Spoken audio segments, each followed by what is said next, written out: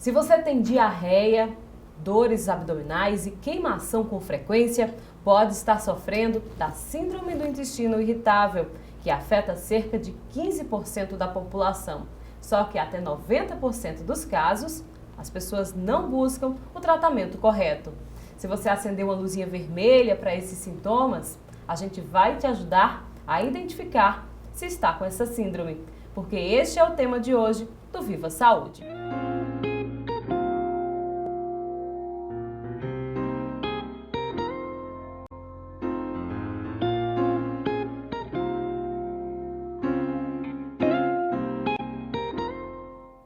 E para a nossa conversa de hoje, nós convidamos Tarcísio Carneiro, que é cirurgião do aparelho digestivo e endoscopista. Muito obrigado pela sua presença. Obrigado. Aqui no Viva Saúde são muitas pessoas, 15% da população brasileira é um número bastante grande, Pois né? é um tema extremamente importante. A síndrome do intestino irritável, ela se caracteriza por dor abdominal, diarreia, constipação, flatulência, e se caracteriza por ser uma doença crônica. Então, são casos recorrentes e que acomete normalmente mais de 6 meses. Então, a pessoa tem ao longo da vida essa história. Acomete na faixa etária dos 15 aos 50 anos e é uma doença que ainda é muito mal compreendida, tanto pela população como pelos médicos. Então, é uma doença que só foi reconhecida como doença a partir dos anos 90, através do Consenso de Roma.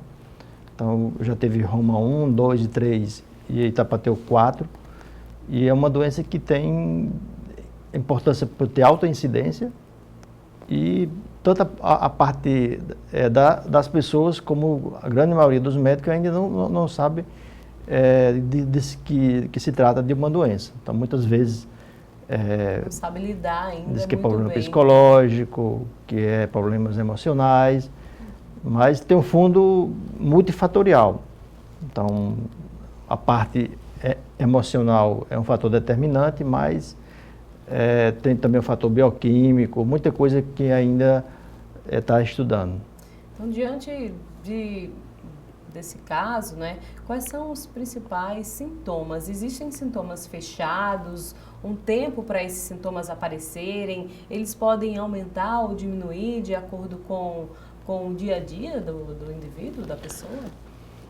Geralmente está associado a estresse emocional. Então, é aquela pessoa que tem esses surtos de diarreia, ou constipação, ou distensão abdominal, ou dores abdominais, que tem aqueles períodos que tem mais esses sintomas, passa um período de acalmia, mas volta novamente. Então, para se caracterizar a doença do intestino irritável, tem de ser uma doença recorrente e ser acima de 6 meses.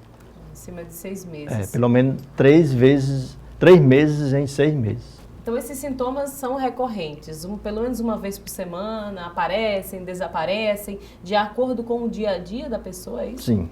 Normalmente, elas só aparecem durante o dia, não acorda o paciente à noite. Isso é importante, por quê? Porque como a doença é funcional, ela não tem um fundo orgânico, então ela é aquela doença que o paciente não perde peso, não emagrece, não fica com anemia, não acorda à noite com a dor. Então, tem os sintomas de alerta que o médico já fica preocupado. Então, aí não se trata mais de uma síndrome funcional. Então, um câncer, uma úlcera, alguma coisa mais grave. Então, paciente que tem perda de peso, paciente que tem anemia, então, paciente que tem dor acorda à noite. Então, já foge um pouco do padrão dessa síndrome. E aí você já fica pensando em fazer uma investigação mais séria. Então, pode vir pós algum trauma, algum estresse muito frequente? Qualquer... Isso pode desencadear ou existem outros fatores? Isso já é sabido pelos médicos? Esse grupo de estudos chamado Consenso de Roma, ele é um grupo que tem um intenso pesquisa científica nesse tema. Então, tanto que eles falam que vai transformar a doença funcional em orgânica. A pesquisa vai conseguir detectar algo bioquímico que não foi ainda... Que ainda não foi detectado. Que eles vão transformar essa doença em algo orgânico. Porém, hoje é subjetivo. Não se sabe, é reatividade da alimentação ou algum fator de estresse, desde o trabalho até algo mais sério. Então, qualquer fator que desestabiliza o emocional é fator de desencadeamento da crise. O senhor falou sobre a idade, pode ser tanto desde a adolescência até a fase adulta, mas homens ou mulheres são mais acometidos? Mais mulheres, 60% de mulheres e 40% de homens. Por esse fator também emocional? Provavelmente, mas como assim não existe ainda nada Muito concreto, né? de concreto, então acha-se que é pelo fator emocional, mas não é uma coisa ainda objetiva. E descobrindo que eu estou com a síndrome do intestino irritável, o que eu devo fazer? O importante do diagnóstico diferencial. Então, como a doença funcional ela não tem um fundo orgânico, então os pacientes que chegam normalmente no consultório com diarreia, constipação, dor abdominal, então a principal preocupação deles é que se não se trata de uma doença grave. Então, são pacientes que têm essa doença recorrente, crônica, e que chegam apavorados. Então, eu estou com câncer, eu estou com doença grave.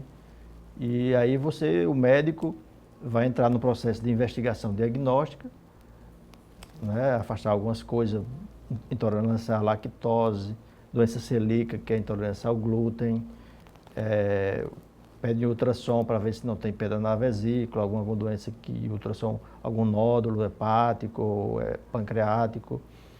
Vai pedir endoscopia, vai pedir colonoscopia. Então é necessário fazer toda essa gama de exames para se fechar esse diagnóstico? Nem todos. Quando o paciente é mais uma faixa etária dos 50 anos, que aí já começa a cair a incidência do câncer ser maior, então você já faz uma investigação mais agressiva. Então, se for sintoma mais de diarreia, constipação, vai para a colonoscopia, né, e vai fazer ultrassom, vai fazer essa doença celíaca, intolerância à lactose, parasitose intestinal, que nosso meio ainda, infelizmente, ainda é muito alto.